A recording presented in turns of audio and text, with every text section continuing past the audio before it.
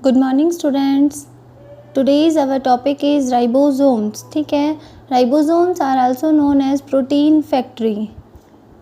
Ribosome जो होते हैं उनमें प्रोटीन का सिंथेसिस होता है, that's why they are known as protein factory. ठीक है, राइबोसोम के बारे में देखो, सबसे फर्स्ट पॉइंट है डिस्कवरी ऑफ राइबोसोम। इसमें देखो राइबोसोम जो होते हैं in plant cell, firstly ribosome observe by Robinson and Brown. Robinson और ब्राउन ने सबसे पहले प्लांट सेल में राइबोसोम को ऑब्जर्व किया था। ठीक है, उसके बाद है एनिमल सेल। एनिमल सेल में ribosome was firstly observe by Palade, और इसीलिए राइबोसोम को हम पेलाडे पार्टिकल्स भी कहते हैं। Hence the ribosome are also called as Palade particles. ठीक है, उसके बाद है क्लॉडे जो थे उन्होंने firstly seen ribosome under electron microscope. Electron microscope के नीचे सबसे पहले राइबोसोम को किसने ऑब्जर्व किया था? क्लॉडे ने। ठीक है, और उन्हें क्या नाम दिया? माइक्रोसोम नाम दिया था। उसके बाद देखो राइबोसोम जो होते हैं वो प्लांट सेल में भी प्रेजेंट होते हैं, एनिमल सेल में भी प्रेजेंट होते हैं। ठीक है, उसके अलावा प्रोकैरियोट्स में भी प्रेजेंट होंगे और एज वेल एज यूकैरियोट्स में भी प्रेजेंट होते हैं। ठीक है, राइबोसोम जो होते हैं, ribosome present in both plant cell and animal cell, prokaryotic cell and eukaryotic cells. उसके बाद देखो राइबोसोम जो होते हैं ना वो मेम्ब्रेन लेस सेल ऑर्गेनेलीज है। ठीक है, राइबोसोम कैसा होता है? Membrane less cell organelles. अब तक जो हमने पढ़ा, क्लोरोप्लास्ट पढ़ा, माइटोकॉन्ड्रिया पढ़ा, ये दोनों के दोनों कैसे थे? Double membrane bounded organelles. लेकिन जो राइबोसोम होता है वो मेम्ब्रेन लेस सेल ऑर्गेनेली होता है। ठीक है, उसके बाद occurrence and distribution. In prokaryotes ribosomes are freely present in the cytoplasm. Prokaryotes जो होंगे उनमें राइबोसोम फ्रीली प्रेजेंट होगा, साइटोप्लाज्म में स्कैटर्ड फॉर्म में होगा।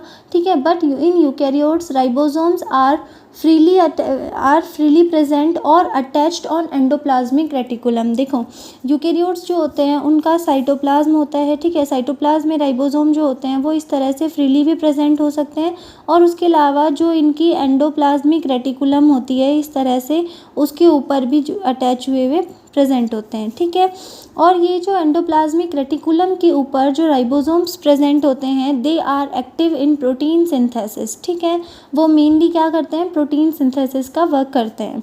अब उसके बाद देखो number and size and shape. Number देखो, शेप जो होती है फ्लैट हो सकते हैं, ओवल शेप्ड और राउंडेड स्ट्रक्चर हो सकता है। साइज में भी 250 angstrom in size. E coli जो था उसमें, ई कोलाई जो होता है उसमें देखो 2000 to 20,000 ribosomes present in a single cell. उसके बाद यीस्ट, मेरिस्टेमेटिक सेल्स और एम्ब्रियोनिक सेल, इनमें क्या होता है? मैक्सिमम राइबोसोम प्रेजेंट होते हैं। ठीक है, राइबोसोम जो होते हैं ना वो जब इनकी न्यूट्रिशन की जब एडवर्स कंडीशन होती है उस टाइम पर राइबोसोम जो होते हैं उनका अमाउंट कम हो जाता है, वो मिनिमम अमाउंट में प्रेजेंट होते हैं। कब? जब न्यूट्रिशन जो होते हैं, न्यूट्रिशन की डेफिशिएंसी हो या फिर न्यूट्रिशन के लिए एडवर्स कंडीशन हो, उस टाइम पर जो राइबोसोम होते हैं वो कम होते जाते हैं अपने नंबर में। ठीक है, लेकिन यीस्ट, मेरिस्टेमेटिक सेल और एम्ब्रियोनिक सेल, इनमें क्या होता है? कंटिन्यूसली डिवीज़न होता रहता है। डिवीज़न होता रहेगा तो वहाँ पर प्रोटीन सिंथेसिस भी होगा, तो इसीलिए राइबोसोम जो होते हैं वो मैक्सिमम अमाउंट में प्रेजेंट होते हैं। ठीक है, अब उसके बाद देखो राइबोसोम जो होते हैं उनमें आरएनए प्लस प्रोटीन का कॉम्बिनेशन होता है राइबोसोम। इसीलिए राइबोसोम जो होते हैं they are also called RNP particle. RNP particle means ribonucleoprotein particle. ठीक है, ये जो राइबो न्यूक्लियो प्रोटीन है ये क्या करता है? Take part in protein synthesis. जो राइबोसोम प्रोटीन सिंथेसिस का वर्क करेगा उसी में क्या होता है? राइबो न्यूक्लियो प्रोटीन जो होते हैं वो भी प्रोटीन सिंथेसिस में पार्टिसिपेट करते हैं। ठीक है, ribosome is a smallest cell organelles and also called cell organelle within cell organelle. देखो राइबोसोम जो होगा, जैसे हमने माइटोकॉन्ड्रिया का स्ट्रक्चर पढ़ा था,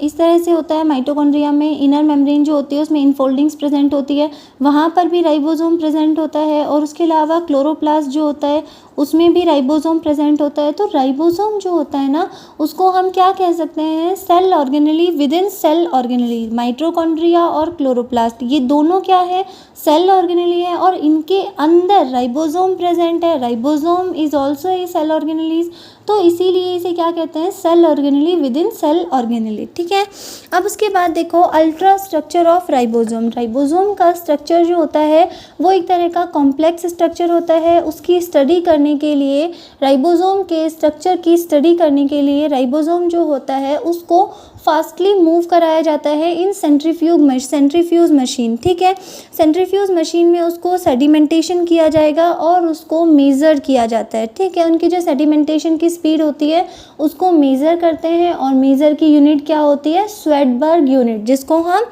एस से डिनोट करते हैं। ठीक है, अब उसके बाद देखो ये जो राइबोसोम होते हैं ये स्मॉल सब यूनिट और लार्जर सब यूनिट, दो यूनिट होती है।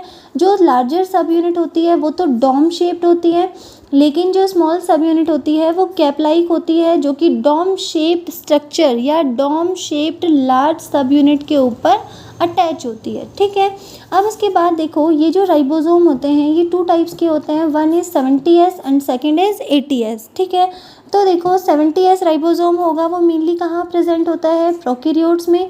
70S होगा वो स्मॉल साइज़ का होगा, लेकिन जो 80S होता है वो लार्ज साइज़ का होता है। ठीक है, 70S होता है वो प्रोकैरियोट्स में प्रेजेंट होगा, क्लोरोप्लास्ट में प्रेजेंट होता है और माइटोकॉन्ड्रिया में प्रेजेंट होता है। लेकिन जो 80S राइबोसोम होता है वो यूकैरियोट्स में प्रेजेंट होता है।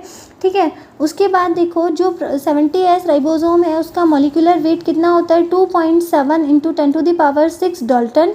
एंड जो 80S राइबोसोम होता है उसका मॉलिक्यूलर वेट होता है 4 × 10⁶ डाल्टन। ठीक है, अब उसके बाद देखो ये जो 70S राइबोसोम है ये आगे इसको हम क्या बोलते हैं कि ये जो 70S है इसकी भी दो सब यूनिट होती है। ठीक है, one is 50S and second is 30S। ठीक है, लेकिन देखो 50 + 30 = 70 हम ऐसे नहीं कर सकते। मीन्स ये जो दोनों सब यूनिट है इनका एडिशन जो होगा वो इसके इक्वल कभी नहीं होता। ठीक है, अब आगे देखो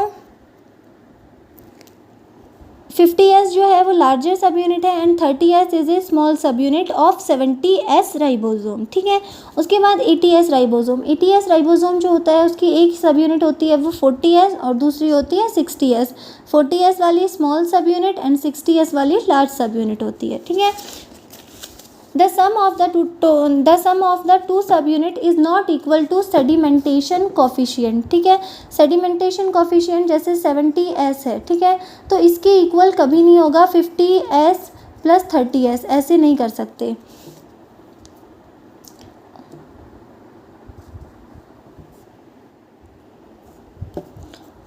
70S एंड 80S राइबोसोम, इसमें जो S होता है वो क्या होता है, S is a Svedberg unit. ठीक है, जो 80S राइबोसोम है या जो 70S राइबोसोम है, जब हम इनको सेंट्रीफ्यूगेशन कराते हैं, सेंट्रीफ्यूज मशीन पर इनको रोटेट करवाया जाता है, तो ये जो 80S राइबोसोम है ये कब 80 की स्पीड पर वहाँ पर सेडिमेंट हो जाता है, और जो 70S राइबोसोम है वो 70 की स्पीड पर वहाँ पर सेडिमेंट हो जाता है। कहाँ पर, सेंट्रीफ्यूज मशीन में। ठीक है, तो इसीलिए ये S क्या है, इसकी स्वेडबर्ग यूनिट है जो किसको डिनोट करती है, सेडिमेंटेशन कोफिशिएंट को। ठीक है, कि ये जो 70S और 80S राइबोसोम है ये कितने मतलब किस स्पीड पर सेडिमेंट हो रहे हैं, उनका सेडिमेंटेशन कोफिशिएंट क्या है उसको डिनोट करती है। ठीक है, S is stand for the sedimentation coefficient.